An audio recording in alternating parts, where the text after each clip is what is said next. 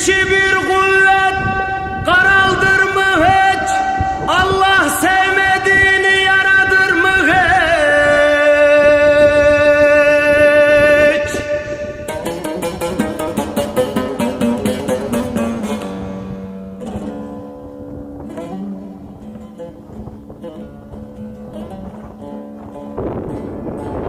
İnsan